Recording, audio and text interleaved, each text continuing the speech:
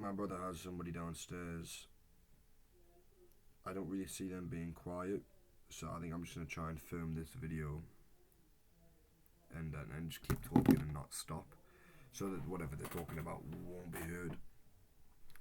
Combined with that, I'm really not in a good headspace. I took a nap, and it wasn't out with the fact that I needed a nap. It was the fact that I just didn't want to be awake. I haven't done writing in a long time because I've been, you know, given something else to do. And even though that's fun, I don't know. Even though it's fun, I don't want to not write, and I feel like I I feel like I'm really not myself. I don't know what it is, but ever since I got assigned this other thing, I feel like I'm really not myself. You know, like the process I went through for writing the Yeti story, that was nice. That was like I exposed myself to so many different ways of writing, and I was really in the mood of thinking, well, let's say we change the entire thing. What can we do? And it was a big process of just doing that over and over and over again. And I think I got a really good final draft. Well, no, not a final draft, but a final draft so far. I think I got a good draft, and I was like, you know what, this is good. And then all of a sudden, I got something thrown out the woodwork, and I haven't written in maybe a week or something. Like longer than that. Sorry, um, a week minimum. I wrote a couple of poems last night, and what that did was that showed me like how much I need to write.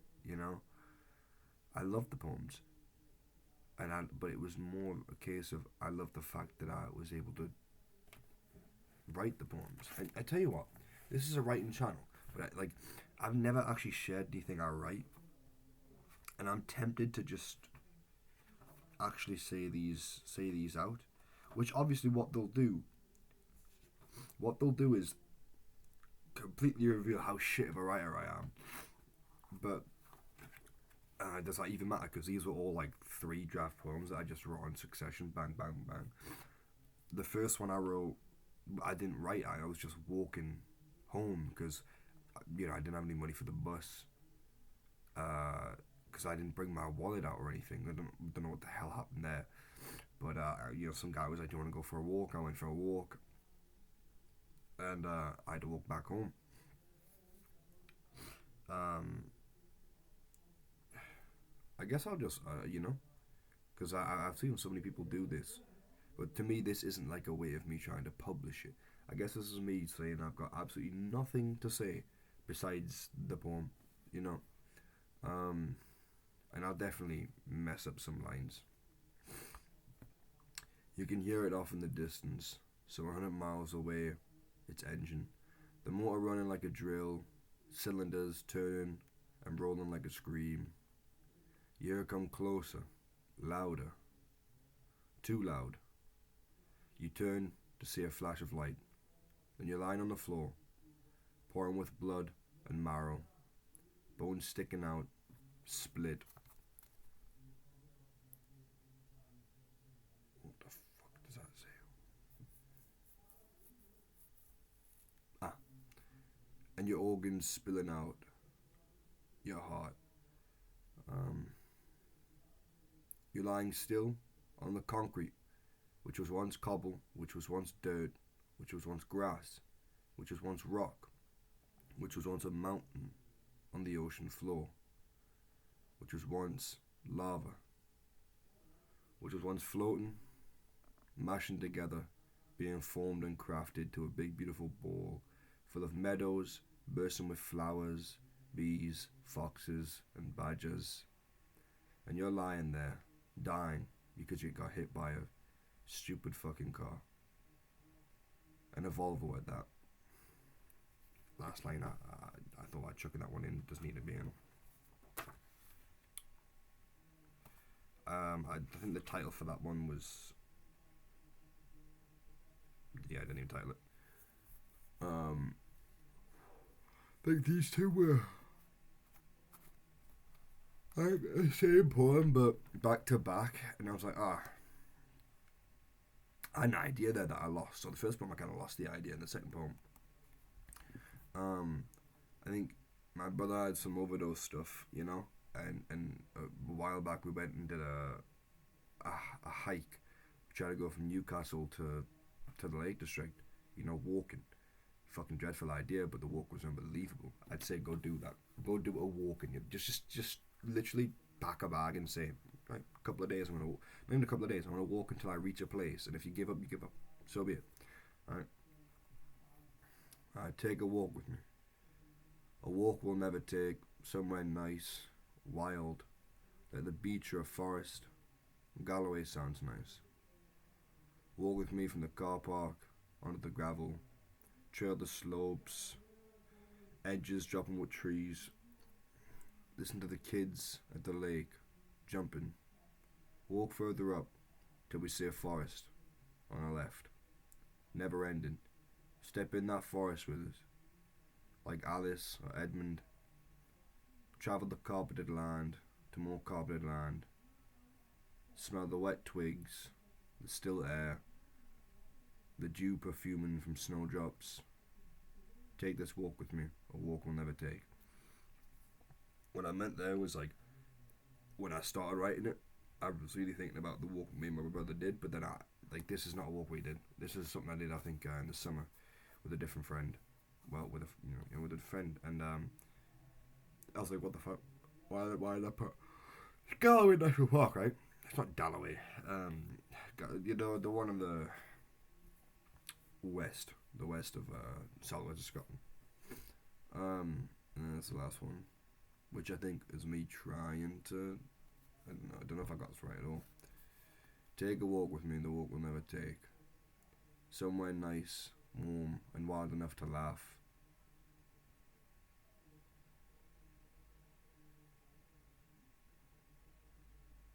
Hey, I guess I wrote that then. Sloping slopes, bushes of trees, fast ups and downs. Walk for days through all the small towns, seeing old pubs and inns. Ones we avoid to sleep in tents. Argue with me about sore feet, the rain, putting the peg in the wrong way. When it's raining, go quick. Slip up and laugh about the drizzle at the top of the valley. Looking westward to more mountains. Walk till we can't. Till our feet blister. Till we suffer. Till we struggle.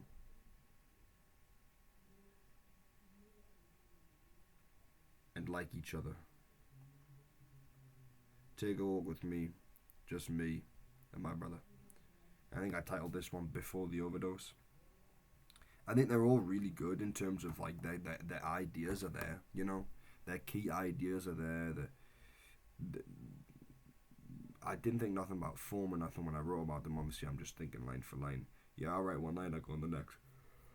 Obviously, they're not perfect, but I thought the idea was that as I was writing it and as I was like writing the title at the end, I was like, oh, you could really wrap this up to be something really melancholic, especially if you put the title, you know, because the title in a poem has a really powerful place, just as one does in a novel. But I think because of your word count in the poem, yeah, it almost serves to be a part of the poem more than a title is part of the novel, you know, arguably, but I feel like shit. Um, what I should do now is work until I have to leave the house to go meet someone. I got a while for that. And realistically, what that should consist of is 3 hours of reading. And unfortunately, I seem to not like. Okay. Oh, oh, off the bat, all these books on my right. There's not a chance I'm finishing all these books. Um, by like next week. I'm thinking that I'll take the week to try and read as much as this as possible. And if that's my goal, then what am I stressing out about not writing? Like if I should really put it, but that's the thing, I can't put it together. I have some sort of a mental block where I can't put it together, and I feel like this is awful. By the way, I don't wish on my worst enemies. Like, I can't think clearly, you know.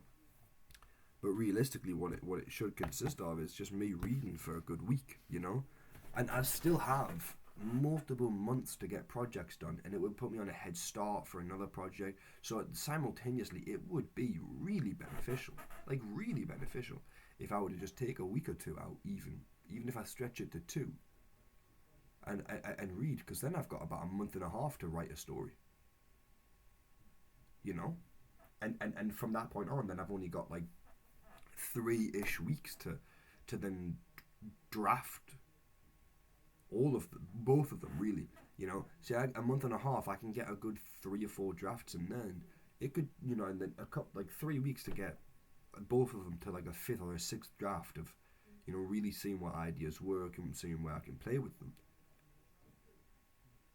and then from that point out, I'd be working on my big project, which, you know, like let me just grab a handful, which reading these would come in, you know, into play, which is kind of what I have to do. So really, I think I'm stressing too much. I mean, I think I am stressing too much. I think if I take my life, right, if I take my life and I take my privilege, and I don't mean to be an arse, but I'm like way more gifted than other people. Like I have things that people would never touch. You know, like I was saying this the other day to a friend. We live like kings. We live like kings, and we act like it's poverty at times. This room I have is something that people will never have. There'll never be somebody who can live in such a comfortable, crafted place of their own desire. You know, and it's such like a high middle class type thing that I'm in right now. But that's because I'm so gifted. Mind you, we don't live in a fucking middle class area, but you get the point. I do feel middle class now, and in some way, like people always tell me, like, oh, you know, when you're struggling with this and that, you know, you grow up in here, and I'm like, shut the fuck up, please. I don't struggle. I don't struggle. If only place I struggle is in my head, you know. Outside of life, I'm gifted. I'm cared for. I'm loved. You know, people give. I'm just so looked after, and I have this sour sop mindset that just drags us down every now and again. And I'm like, well, obviously it would, right? If there's so many good things that happen in my life, there'd have to be a bad somewhere. It'd have to be doing something. But right now, I don't have that strength to like give it its grit, give it its fight, you know. And sometimes I do, and sometimes I push through. But I don't have that grit to give it right now. And if I am to give it something, I don't know. I've got to do. You know, I've looked at my mind. I've looked at this thing I just said about reading. Yeah, 2 weeks of reading. It's entirely possible. If I just made it my entire thing every day to read, obviously I'd get really far. And most of the time, I don't even mean reading fast. Sorry, not fast. Slow. Or reading like reading fast or reading deep or anything. I just mean skimming, you know? Like right now. Just going through this of just in 1615, Robert Ellison of Newcastle, Leicester and Springs and Gateshead fell, and just going through that really quick. You know, because I don't really need the Newcastle in the 1600s. I just need to get through it and to just say, okay, I understand this, I understand this, I understand this, and it get little ideas in which I can have a notebook beside just jot down, you know, jot down this idea there, jot this idea there. Okay, this happened, and really try to get a full picture of what I'm trying to study and look at. Because I think I'm not like that. That's my like wider scale, right? I'm not getting to my narrow at that point. But when it gets to something like I'd shown the other day, War, right? I obviously I'll take my time deeply to just sort of sit and feel with that book, you know. But there's things from which I can like go. fast, fast, fast, fast, fast, and then slower as we go down, but we get sort of narrower. So, you know, it's possible. I just have something on my mind right now, and I think that's it, right? And if I were to try and drop some advice for my future self, or for me even right now, I think it would just be something simple. But I don't know if it would be simple because I just can't think, and I just anything I say, I know that in the moment when somebody feels a certain way, you can't just say something to get someone out of it, you know. Not one bit, you know. I mean, I'm feeling like I'm losing the grip of most things, you know. I've got so many things in my life, I think, that I try to do that sometimes I give myself a little bit too much, and then I let it all come crashing down, right? Like, for example, I have the saxophone there. And I'd like to try and go vegan. Today, I don't even think I'm gonna play the sax, and I'm gonna go and scran like maybe a KFC or something. And there's nothing wrong with that. There's nothing wrong with taking a day off and having a meal because it's nice. There's nothing wrong with that. I wouldn't be so morally, harsh on myself. I am harsh on myself, but I think it's the where it's coming from. Where it's coming from. Right now, I could just play the sax and so on. But I'm thinking more about, okay, let's read, let's knuckle down, right? Check my list of stuff to do and then try to knuckle down on that. But it would appear that the more other things I do, obviously the less I have time reading, and I kind of just want to try and not take down the beast, but like chip away at his feet, and just get through a couple of things. So I think I'll do that, which means that and the last week got cancelled too. So I don't know entirely when I think it's like every day when I try to do all sorts of things, I try to be perfect, right? But like perfect in all sorts of small things every day. So I'm not playing like 4 hours a day at the sax. It's just half an hour, And the whole vegan stuff, I'd still be scrying a lot of processed stuff. I still be eating as much as good things as I possibly can that I enjoy eating, and just like I don't make it a thing to think too much deeply about it. But then when it comes to reading and writing, I feel like these are the most important parts, and because there's days where like all of it gets too much and too pressurized.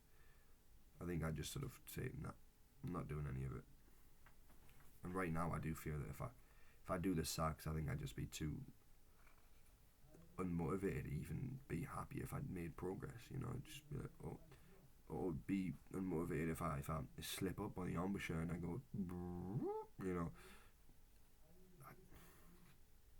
maybe when I get home,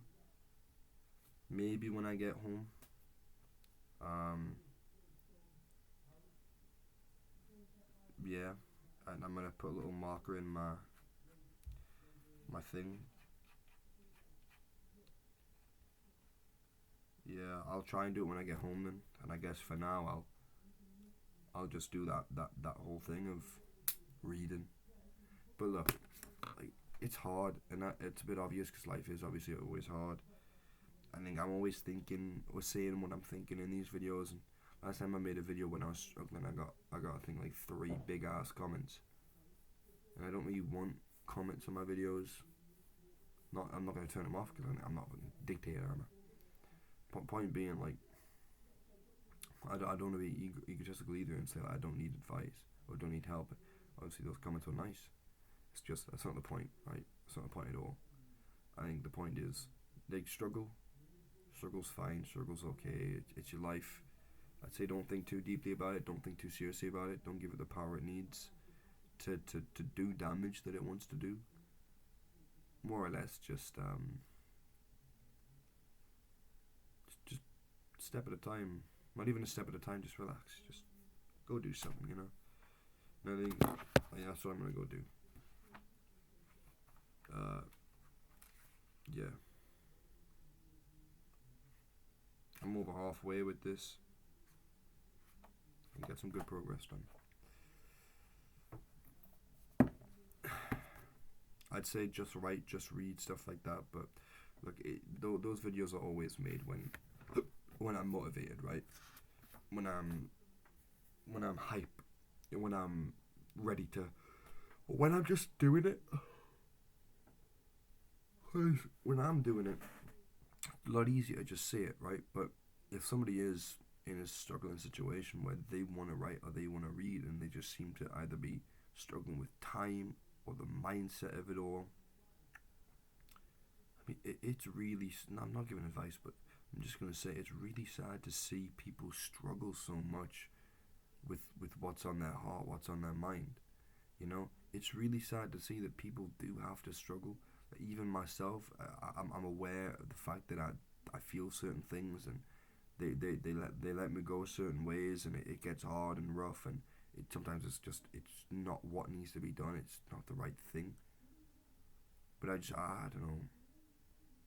I've got faith in my fellow man, my fellow woman.